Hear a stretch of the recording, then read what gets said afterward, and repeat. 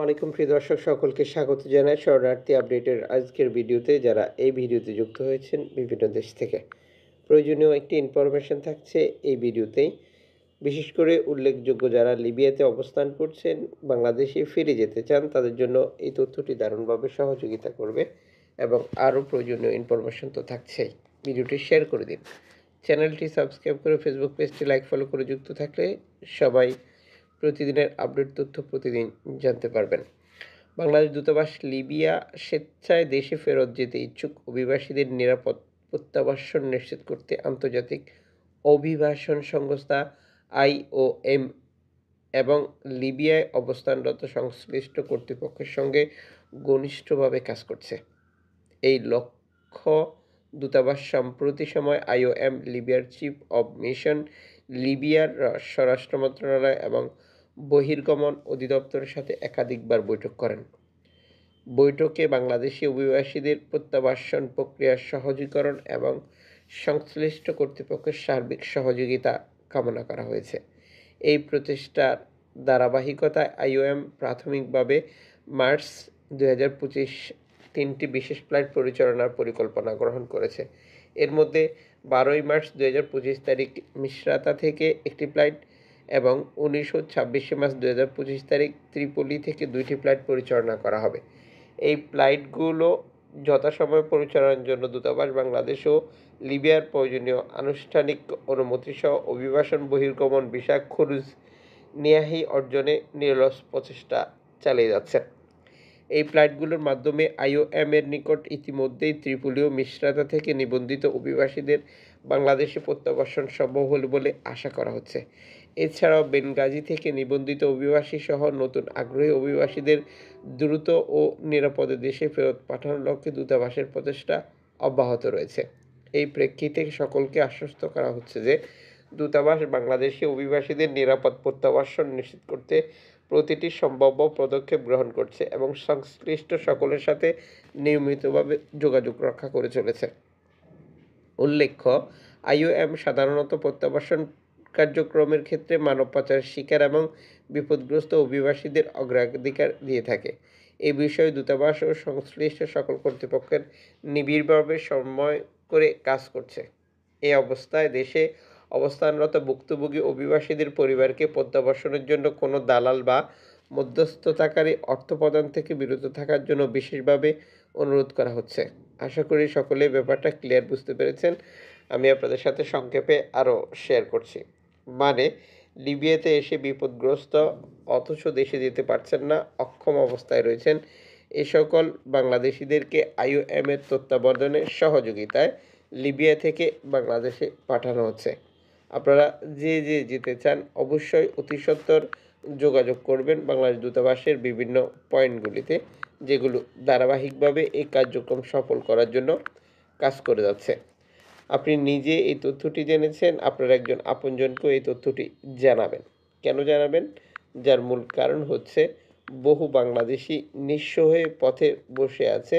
বহু বাংলাদেশি লিবিয়াতে এসে বছরের পর বছর অপেক্ষা করেও ইউরোপে যেতে ব্যর্থ হয়েছে, অথচ পরিবারের সদস্যরা সঠিকভাবে জানে না, এবং বহু বাংলাদেশি দেশে যেতে চান, সে সুযোগও পাচ্ছেন না, তার কাছে কোনো টিকিটের টাকা নেই, টোটাল প্রক্রিয়াটি সম্পন্ন করা তার জন্য সম্ভব নয়। এই প্রক্রিয়ায় দূতাবাস এবং IOM এর সহযোগিতা বিকল্প কোনো রাস্তা খোলা নেই। আশা করি সকলেই এই গুরুত্বপূর্ণ তথ্যটি ব্যবহার করবেন এবং আপনার আপনজনকে লিবিয়া থেকে ফিরিয়ে আনবেন, যিনি দীর্ঘদিন থেকে অনেকটা অসহায় অবস্থায় জীবনযাপন করছেন লিবিয়াতে। ওকে, ফাইন।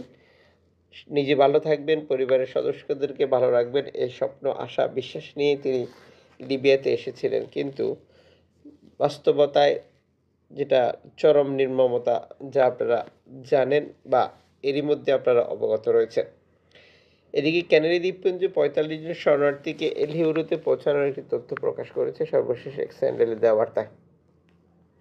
এই প্রতিবেদনে তারা যুক্ত করেছে আফ্রিকা থেকে ছেড়ে আসা 45 জন শরণার্থী, যার মধ্যে 10 জন মহিলা এবং 4 জন নাবালক শিশু, যারা সোমবার এল হিউরোতে প্রবেশ করে। একটি কাঠের নৌকায় করে তারা এই অভিযান শেষ করেছে, যাদেরকে উদ্ধার করার পর নিরাপদ স্থানে হস্তান্তর করা হয়েছে বলে নিশ্চিত করা হয়েছে। যাদেরকে 3:55 লা রেস্টিঙ্গা বন্দরে নেমে আসার পর উদ্ধার করা হয় বলেও এই প্রতিবেদনে যুক্ত করেছে। এদিকে ফ্রান্সিকাস 111-এর জন্য বিশেষ সেট করেছে বিশ্ব শরণার্থী দিবস পালিত।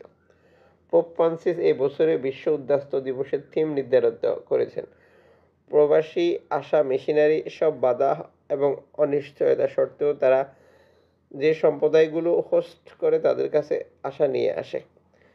দর্শক, আপনারা জানেন যে প্রতিনিয়তই রেকর্ড সংখ্যক শরণার্থীর মৃত্যু হচ্ছে ইতালিতে আসার পথে ভূমধ্যসাগর পাড়ি দিয়ে, যা কমছে না, বেড়েই চলেছে।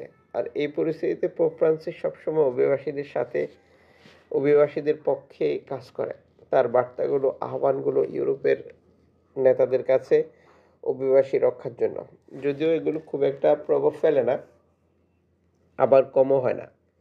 ইউরোপীয় ইউনিয়নের জার্মানি অ্যাসাইলাম আবেদনের সংখ্যা তীব্রভাবে কমে গেছে, যা নিশ্চিত করেছে সর্বশেষ প্রতিবেদনে। এই কমে যাওয়ার মূল কারণ হচ্ছে যে কঠোর ডানপন্থী সরকারের উত্থান এবং গত কয়েক মাসে সেটার ইঙ্গিত। ফেডারেল রিপাবলিক এখনও ইউরোপীয় ইউনিয়ন দেশ যেখানে সবচেয়ে প্রাথমিক আশ্রয় আবেদন নিবন্ধন করা হয়। ইউরোপীয় ইউনিয়নের এজেন্সি অনুযায়ী পরিসংখ্যান উল্লেখযোগ্যভাবে কমে যায়, যার মূল কারণ হচ্ছে যে সাম্প্রতিক সময় রেকর্ড সংখ্যক শরণার্থী জার্মানিতে প্রবেশ করতে ব্যর্থ হয়েছেন কঠোর অবস্থানের কারণে, বিধিনিষেধ বৃদ্ধি পাওয়ার কারণে, বাকি প্রসেসিংগুলো বেড়ে যাওয়ার কারণে এবং ডানপন্থী সরকার আসবেন এ ধরনের ইনফরমেশন সাধারণ মানুষের কাছে ছিল। আর যে কারণে মূলত সাধারণ মানুষ জার্মানিতে আসার চেষ্টা করেননি, যেটার স্পষ্ট ফলাফল দেখা যাচ্ছে। গত কয়েক সপ্তাহে 30%-এরও বেশি অভিবাসী প্রবেশ বন্ধ হয়ে গেছে। দর্শক, এ হচ্ছে বর্তমান ইউরোপীয় ইউনিয়নের দেশগুলোর অভিবাসীদের কাজ করার সর্বশেষ অবস্থান। প্রতিনিয়ত বিপদ বাড়ছে ইউরোপে অভিবাসীদের, যা স্পষ্ট বার্তা এগুলো। এদিকে অনিয়মিত অভিবাসন কঠোরভাবে নিয়ন্ত্রণ এবং ডিপোর্ট গতিশীল করার উপর জোর দিয়ে নতুন অভিবাসন নীতি তৈরি করেছে অস্ট্রিয়া। নতুন জোট সরকার 14 বছরের কম বয়সী মেয়েদের হিজাবও নিষিদ্ধ হতে পারে দেশটিতে, যার ইঙ্গিত পাওয়া গেছে। ইউরোপের বিভিন্ন দেশ নানা সময় ইসলাম বিরোধী বা ইসলাম ধর্ম বিরোধী আইন পাশ করেন, যা আপনারা অবগত রয়েছেন। সে ধারাবাহিকতায় নতুন করে অস্ট্রিয়া যুক্ত হয়েছে, এটাই হচ্ছে একটা ইঙ্গিত। তবে এখানেও একটি জোট সরকার ক্ষমতায় এসেছে, যা ইউরোপের রাজনীতির জন্য একটি ভিন্ন বার্তা দিচ্ছে।